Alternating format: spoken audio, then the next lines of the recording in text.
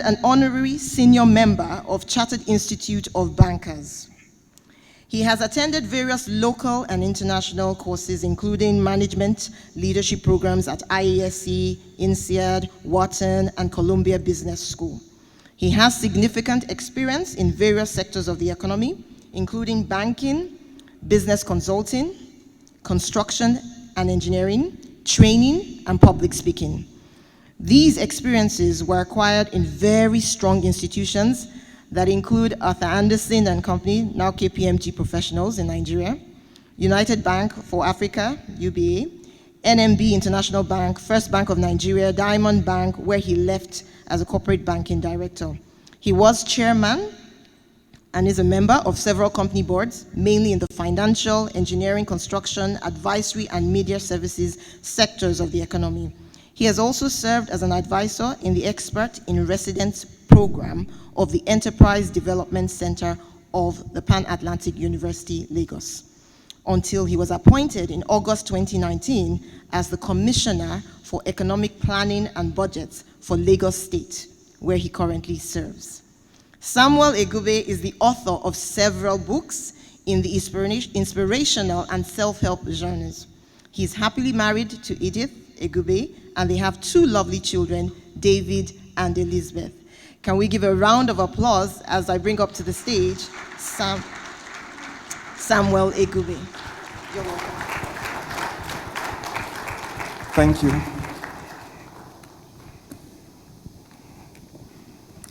Please, can have your seat.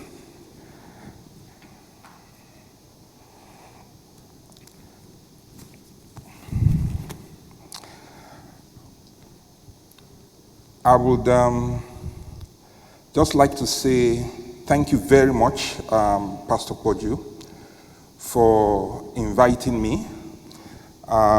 Thank you for the entire thoughts, right, around the platform and the impact that the platform has continued to have. It's difficult to talk about my learning experience without talking about the impact that Pastor Poju has had on me personally. So I'm quite happy to be part of this, and I'd like to wish Nigeria a very, very happy anniversary. Today I will be sharing some thoughts around citizens' participation for national development.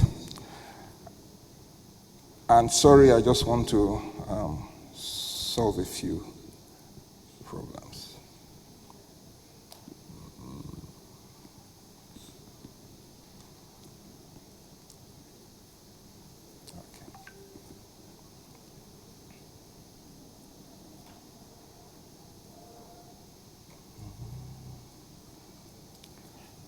Okay.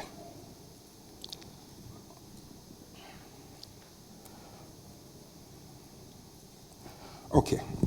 And basically, one of the things we need to be talking about today is basically the cultivation of citizens' partnership as we move on in the development of our nation. And it's very possible that sometimes we forget the role that the citizen plays in the development of nations. We believe that our nation is developed largely by different kind of resources that we have. And we do not pay attention to the human resource that converts all of these resources into value for Nigeria. Nigeria has huge potentials to become a very global powerhouse. It has natural endowments, the largest oil producer in Africa, second largest in crude oil production, in terms of reserves, in Africa, and the 9th largest proven gas reserve in the world. And one would have thought that all of these natural endowments will place us in the same position where we are as per natural endowment in the Committee of Nations as we develop. But on the other side, we find out that we have a very young and diverse growing population. Over 200 million people, 7th most populous country in the world, 65% of the population are less than 25 years old. And I think that is the biggest value proposition that we have in the world. So if we see that we are 61 years and counting, 22 years of uninterrupted democracy, it is something to really be proud about. But the challenge all the time will be, how do we convert all of this into value for Nigeria? And if you look through countries that have started with similar positions like us, you will see that if we look at South Korea, we look at Singapore, you will see that from 1990 up till date, Singapore has grown its GDP per capita at almost times 5. If you look at South Korea, you see that South Korea has also grown by times 5 within that period. And then Nigeria has only grown by times 2. And it's important to know what is actually driving this growth. So if we look at the next slide and try to take a study at Singapore a little bit more, you will see that Singapore itself, starting in 1965, was a small market with very high levels of unemployment. 70% of its household lived in overcrowded conditions like slums, and 50% of the population were illiterate. Fast forward to 2021, you will find that they are now 4th highest per capita GDP in the world in terms of purchasing power parity. They are the world's 2nd busiest port and one of the busiest airports in the world, ranked number 7 in a row, 7-year row globally. Now, when you say they are the busiest port, clearly if you given their population, you know that they are not just serving Singapore, because they basically position themselves in Asia to open up the Asian market and become a hub. They are the leading financial center in Asia and hub for various kind of foreign trade and investment. And then let's look at South Korea.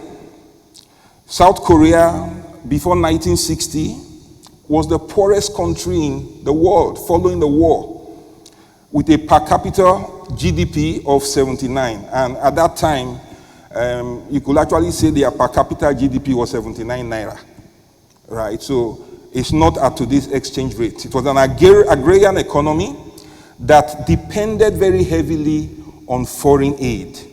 Unskilled, semi-skilled population with no education at all, only about 22% literacy. So not too far. In fact, I think we were further than they were in the 60s.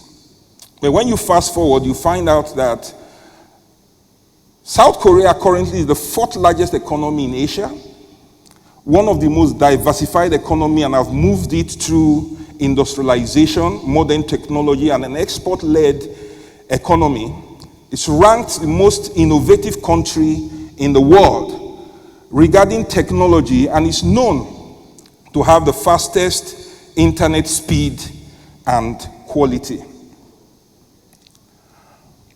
But you'll find that one thing that is common to all of them in terms of their development is the fact that their participation and what they do in terms of e-participation. And what is e-participation? It actually measures the provision of information by government to citizens, interaction with stakeholders, and engagement in decision making. In other words, citizens' participation was at the heart of their economy. And it's important that we really take that into consideration, because when we look generally at what we represent as a country, one of the things you find is that we tend to forget the role, really, that the citizen plays in governance. And that role is very, very germane. We see that we neglect what people are, We do not pay the kind of regard we need to pay to our citizens. And that presents a very big challenge to us.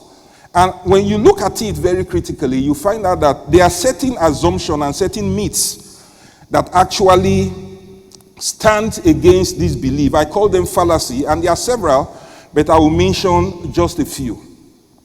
3 of those fallacies I would like to talk about is the fallacy around tribalism.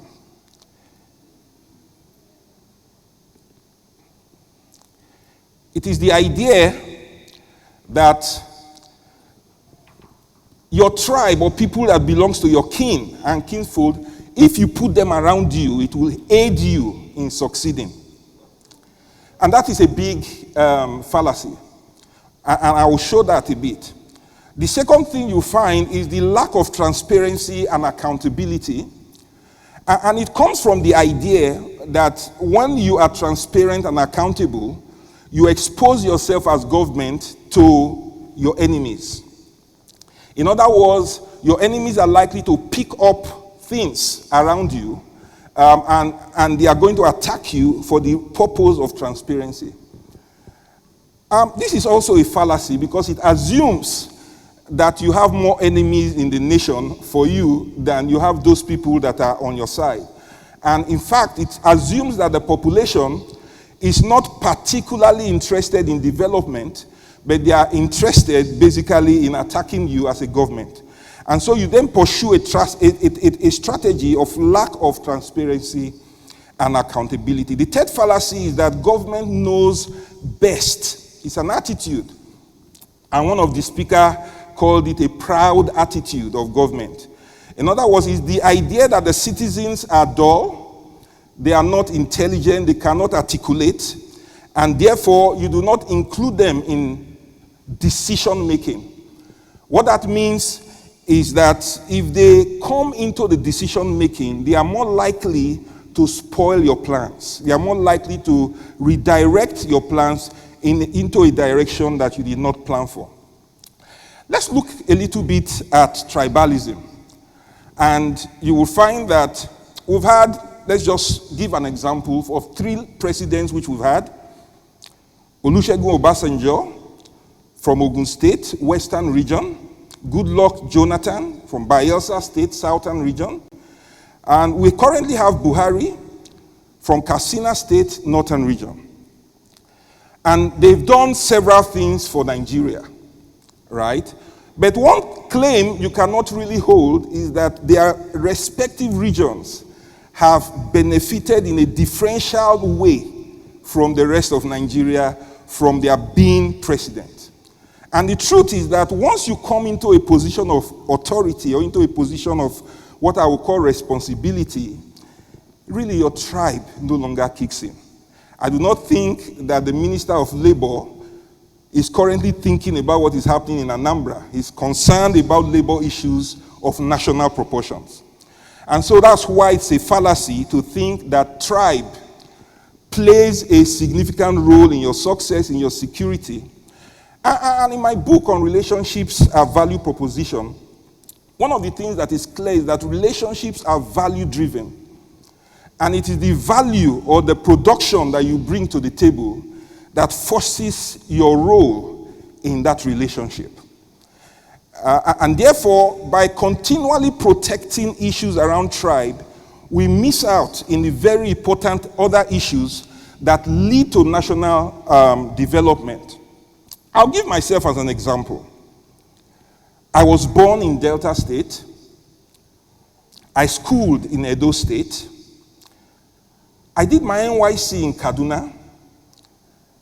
And I built my career in Lagos. And the truth is that I'm connected to those cities. You know, every time I think of Kaduna, and I served in the Defense Academy, I remember the graduating course marching out in their passing out parade. It was a very emotional moment, you know, as they passed out and sang the song, God be with you till we meet again. And you could see these young officers. Their tribe was not what they were talking about. They were talking about the measurable commitment they were making for Nigeria. They were talking about that they were going to stake themselves, and they were only known by the class that they were representing, and they were coming from all kinds of tribes. Today, when I drive through Benin and I see the red soil of Benin City, I connect to it because a part of my life was there, right? And I work in Lagos, so I'm emotionally also connected to Lagos. So it means that it is really not about your tribe. And that's one reason why a lot of people are excluded from governance, because somehow there's a belief that your tribe and your kinsmen help you go further in life. For me, it has not been like that, given how I have traversed my own life's experience. The second thing is transparency. The truth is that when you look at the largest companies in the world, you see that they are public liability companies. And in public liability companies, you find out that significant amount of disclosures are required. So transparency has to be there. In fact, when a public limited liability makes a promise, and it appears that circumstances mean that that promise may not happen, they come out again to tell the public that that promise, that target, I may not meet. And yet, they are the largest corporations in the world. They are the companies I'm showing to you. A lot of them are over $1 trillion company. In other words, transparent and accountability basically spurs up transaction and influences behavior in a way that the outcome comes out better than worse. The next slide talks about participation as it has to do with voting and elections. So one other thing you will find is that it is easy for us to sit down and say, well, I want to win an election and that is my objective. My objective has nothing to do with national development. Because what you will see also is that when you look at Singapore and you look at South Korea, you see that their participation in their presidential elections certainly has an alignment with their development, because it is citizens that are engaged that determine how those developments will go. For us in Nigeria, we are 35%. And one of the things we need to understand is that when you go out there to encourage people to vote, to register, to participate, it is beyond winning an election. It has to do with getting the citizens' commitment to the process. It has to do with national development.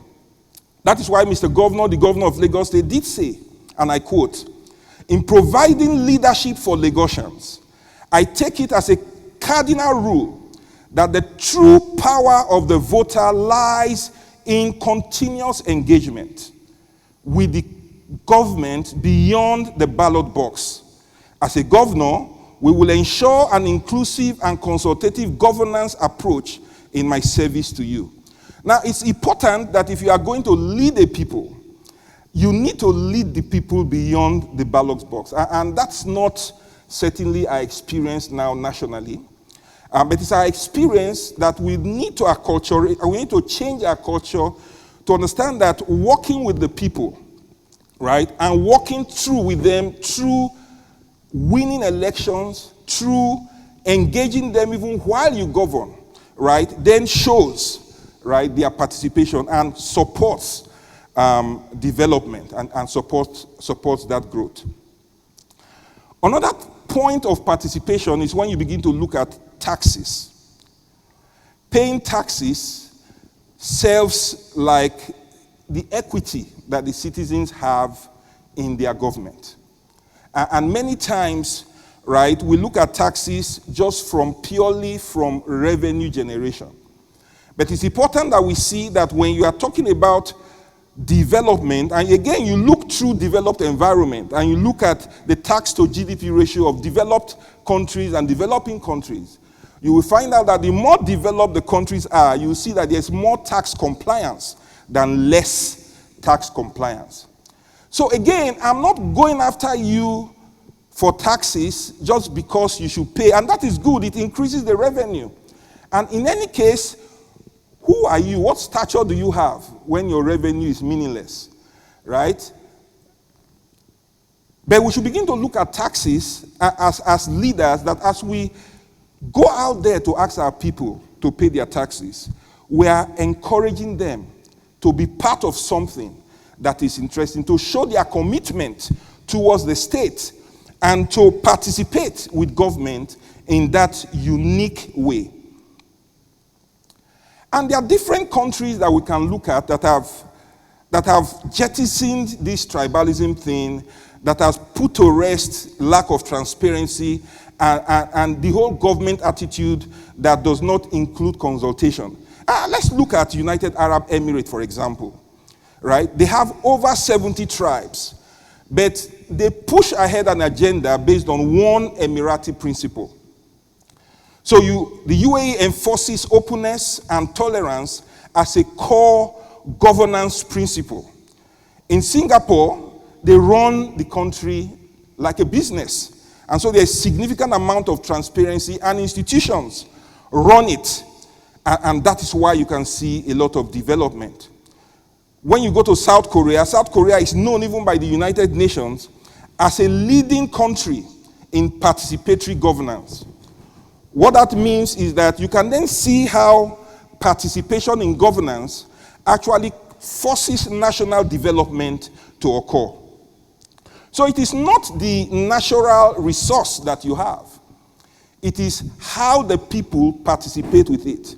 And when we talked earlier this morning, you see that in terms of development, if you focus on the people, then you will see the development occur, because they are the ones that will translate your natural resources into value.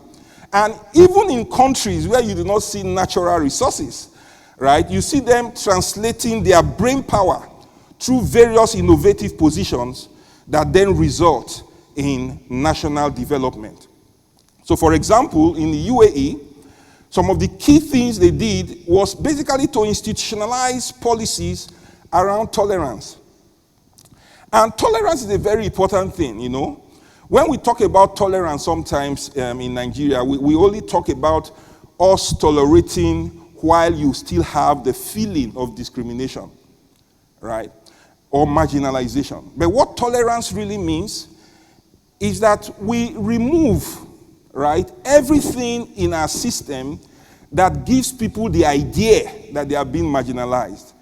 Come very strongly with active promotion to show why marginalization really doesn't exist, right?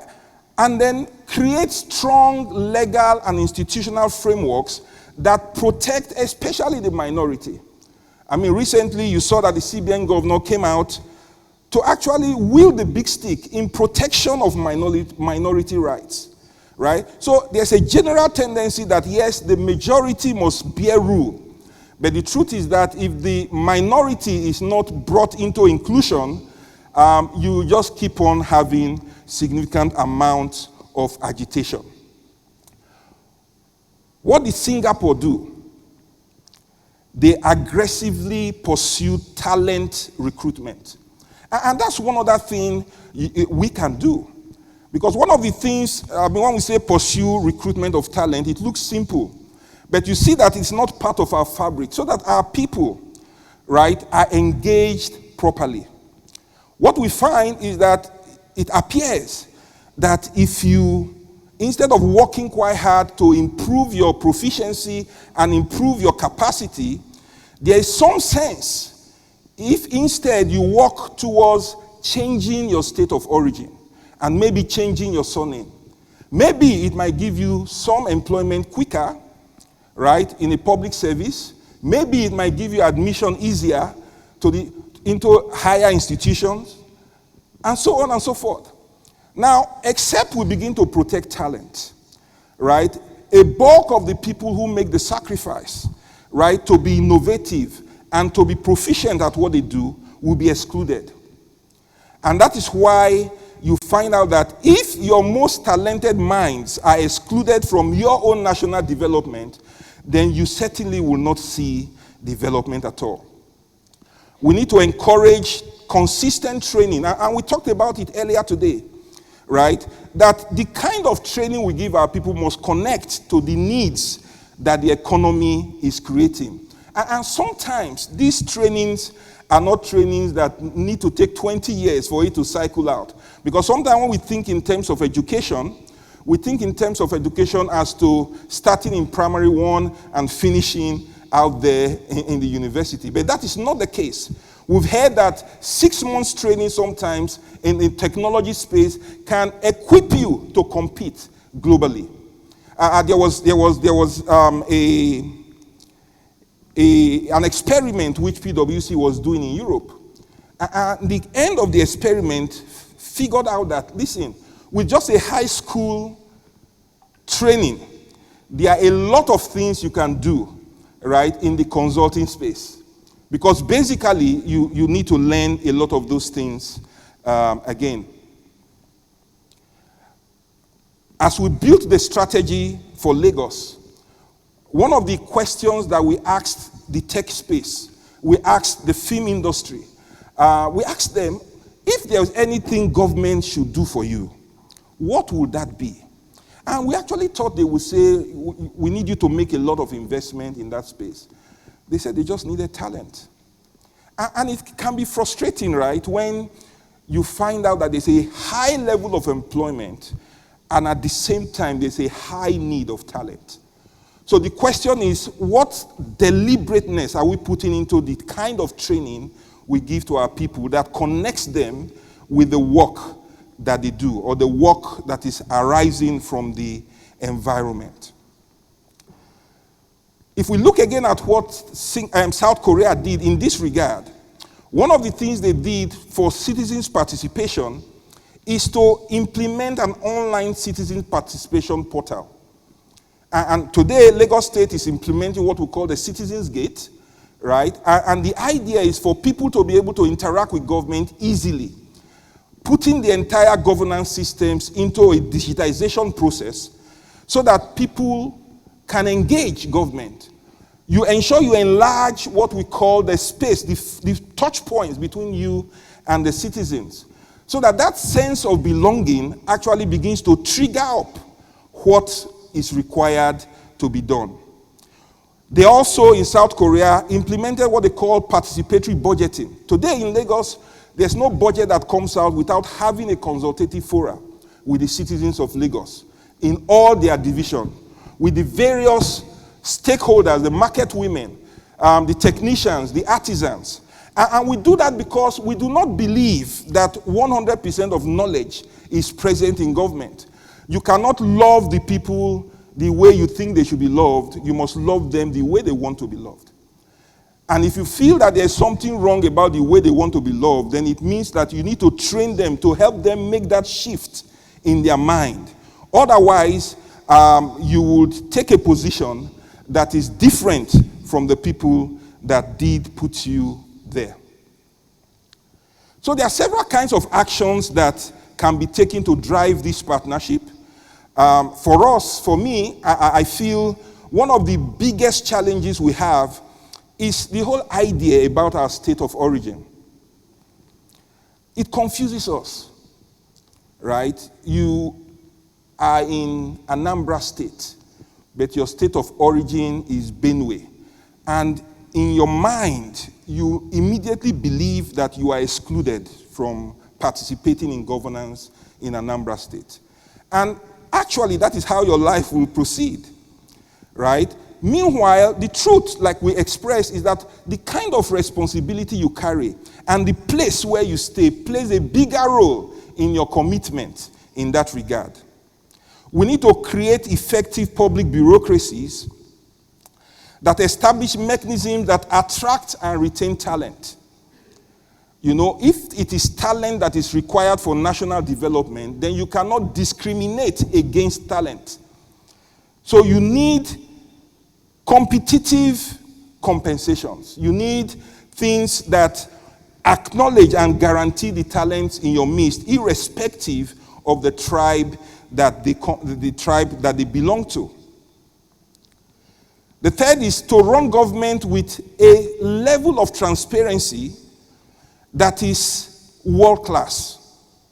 And to believe, like he talked about experimentation, just believe, right? These companies that are biggest in the world, they were not destroyed because of transparency. They were built up because of transparency and accountability. And it is accountability that actually encourages enterprise to perform. And you will never know your capacity for performance except you open up yourself, right, to accountability and transparency. Right? If you are that king or that leader that is absolutely powerful, then certainly the absoluteness of your power will certainly lead to corruption, because absolute power really corrupts. So when you see leaders, leaders tend to commit themselves to a certain set of rules that make things work. Now, that is one of the things, we asked David Cameron in an interview, and David Cameron said that governance is about the rule of law and taxes. Right? Again, when you look at the rule of law, you think just about catching the criminal. But the rule of law and your compliance to it is what tells us that you are willing to become part of the society. Therefore, policing goes beyond just enforcement, but it goes to encouraging compliance and recruiting people, right, to comply. It goes to preventing people from even going the wrong way. That's how you build nations. We also need to begin to propagate things around tolerance. And you see, Nigeria has not been a country without thoughts, right? Because you will find out that in Nigeria, we started NYC, we started unity schools, right? And all of that really is to really move us in the direction where we will integrate. But somehow, even within those systems that we have created, we seem to also hide ideas that do not support our beliefs in this area. The people are strong people. The citizens are extremely strong. They are not as weak as we think. They are the ones that build the nation. The nation is not built by a government. It's built really by the citizens. It's the innovation that the citizen brings that unlocks significant capital. So let us look, for example, at the statistics around diaspora remittances. The diaspora remittances have outperformed in many ways our revenue from oil. It has outperformed it. And even in the heart of COVID, when our remittances for oil went as low as $3 billion, diaspora remittances held out at $17 billion. What it means is that the people are more resilient in the face of shock than the products you sell, because the people can adapt and create new things. And therefore, it is important that we support the people and support their participation and encourage them to flourish. The question we'll ask is that, why are we so focused on oil when indeed you can see that diaspora remittances are much higher? And these remittances are happening not in $100,000, they're happening in $200 and very granular forms, $1,000 to do things. They're even happening at a time where people might not be excited about Nigeria. But so what will it be if we encouraged the people in the diaspora to invest in Nigeria? In which case, they are not sending handouts into Nigeria, they are actually investing, and this number can actually double. It is the citizen actually putting their money in pension that allows us to have total asset under management in pension at 12 trillion. So the citizens are indeed quite powerful. In fact, what the government has is a small percentage of what the citizen pays in taxes. And therefore, we need to do what we need to do to encourage citizens' participation in every way that we can to make things go forward. Lagos State is proactively taking the lead in promoting national development through citizens' participation. Lagos State is the melting pot of culture in Nigeria and around the globe. People with over 300 tribes, 500 languages refer to Lagos as their home. They refer to themselves as Lagosians. And maybe Lagos is a place where we should look at experimentation.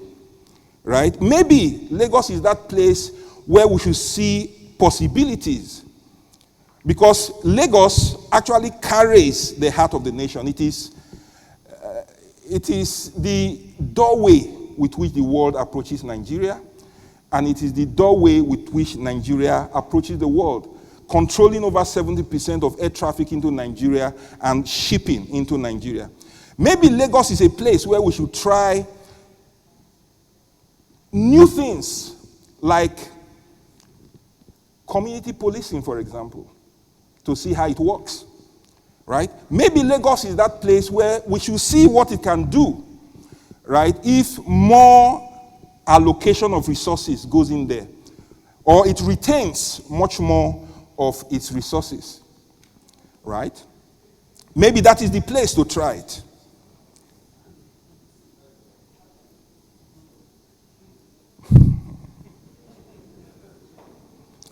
That is a very important concept, and something that we need to pursue, right? Because if Lagos prospers, Nigeria will prosper. If the infrastructure in Lagos does very well, then 70% of all of those traffic will do well.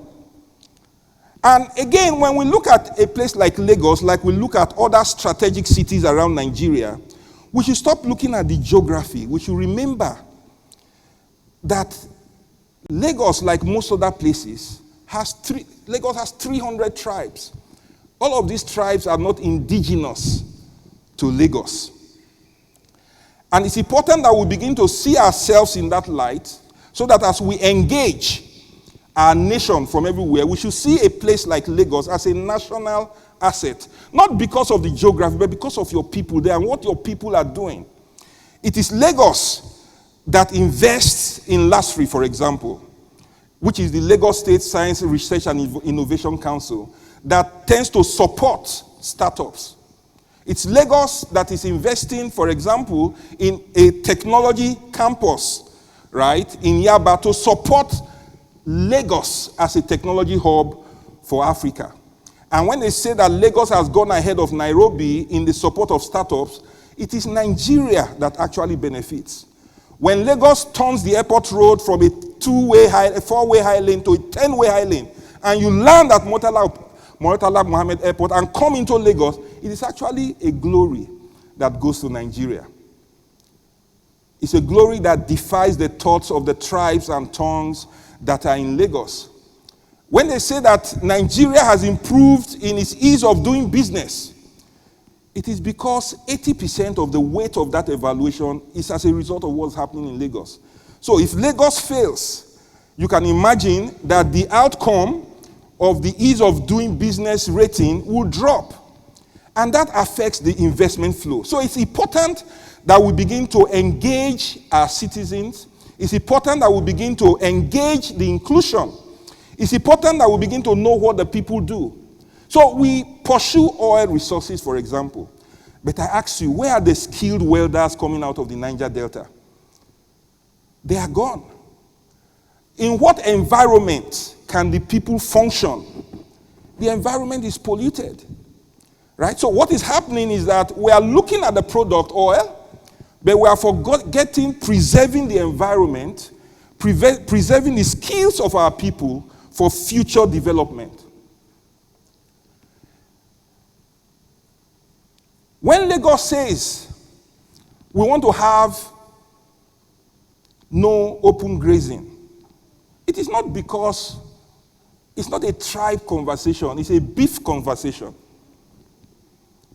Because you know that as we move into African Continental Free Trade Agreement, your beef will be competing with Australia, will be competing with beef out of South Africa. And therefore, the methods to grow beef has to change. It is the love that we have for our people is putting our people in a position to compete. It's not about the tribe. It's about beef business. And which is why you can remember what Prof said, that we should move it away from the politics and look at the economics of it and look at the business of it. If the cattle come stressed and sick, they will not be competitive in a bigger market. But you know, some of these ideas get very complicated when we mix it with tribe. right? It's like picking up a tribe because that tribe has a preponderance in it. And Lagos is a marketplace. Lagos has that national responsibility, right, to drive production nationally. And therefore, the kind of rules that happen in Lagos are rules that should support development nationally. Again, when I say Lagos, think about the people of Lagos. So if the people are not engaged to deliver the kind of outcomes that we are talking about, it will not work. It is the reason why when Apapa Port has a challenge, Lagos decides to ensure that it facilitates investment in the deep sea port to expand the port capacity, to build a rigid pavement all the way to Ekpe to evacuate transport. Who benefits from that? It is a national development issue, and it is for the benefit of the whole of Nigeria. So it is important that we see exactly how these things run. It's important that we see what Lagos represents, but more importantly, how we engage, right, our citizens to be fruitful and to be productive. For Lagos to be what it is, it must attract talent. And that's a lesson also for Nigeria. In the Lagos cabinet, it's a truly diverse cabinet, right? You have people from Delta, in terms of origin, I'm from Delta. You have Architect Kabir from Katsina. You have Joe Egube from Anambra. You have several members of cabinet that are not even from Lagos. And that's what we're saying, that you cannot discriminate against talent and the citizen will not be excluded. But when you attract talent into the mix, then you are able to do many, many great things. And I'm sure that when I'm in cabinet, I'm not thinking of the problem of Edo State, even though I have an emotional attachment, I schooled there. Right? I'm thinking of the economic challenges of Lagos. Right? Engineer Joe Egube is not thinking of what the traffic situation is in Anambra. Right? He's thinking about how to ensure the drainages work in Lagos, and when the rains come, it is not flooded. So you find out that tribe, tongue, that is bereft of talent or competence does not support national development. And that partnership is important because it's that partnership we drive when we try to begin to build a red line and the blue line railway. Because those partnerships work. You need to have partnership with your people. You need to have partnership with all the governments. Right? And that partnership is what supports development. So when we are building the red line and we say we move 500,000 people every day, right, and shorten the time, it's because we decided to partner with the federal government. If the federal government, if we are in each other's throat, you will not have that rail. And if you do not have that rail, it's not the geography of Lagos that will suffer, it's the 300 tribes, those people that are in Lagos that will suffer. And so because you know the pain points in those places, right, you do the partnership that are required to actually develop the entire space.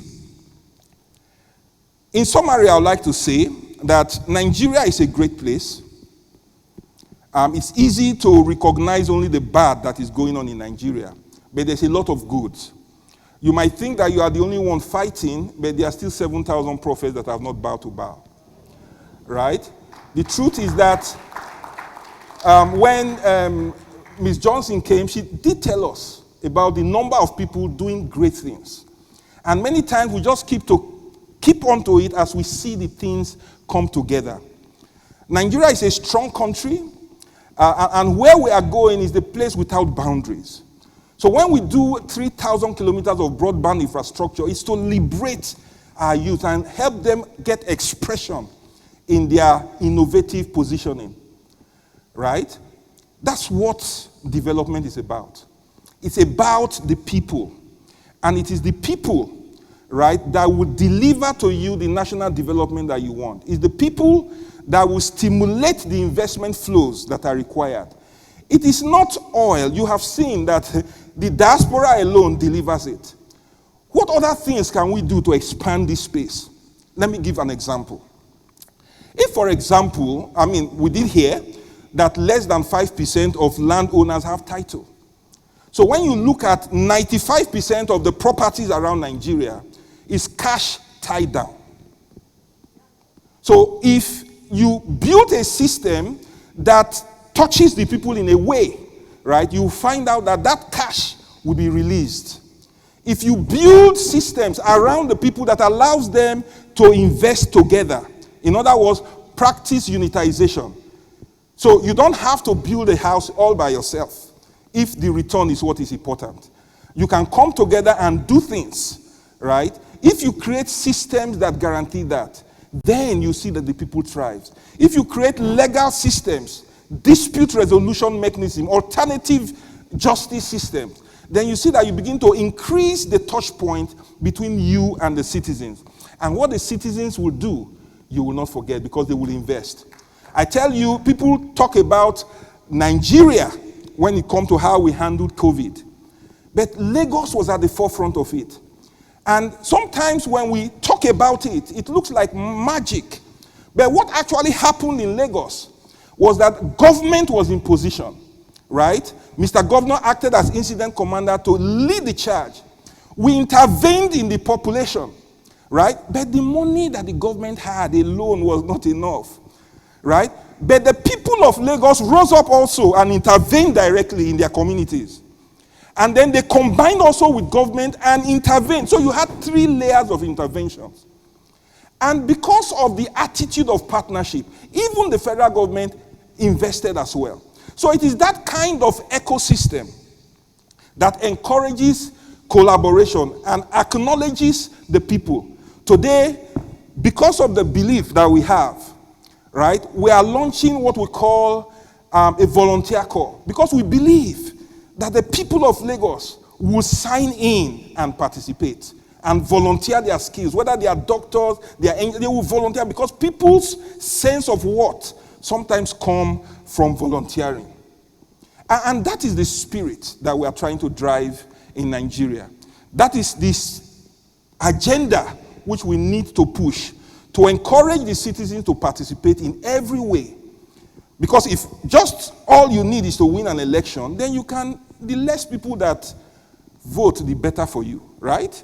As long as they are your people, right? But if national development is what we seek, then we should take it as a strategic initiative to begin to build the register of voters, to begin to build those who participate in it, to begin to encourage people to comply to law and order, and so on and so forth.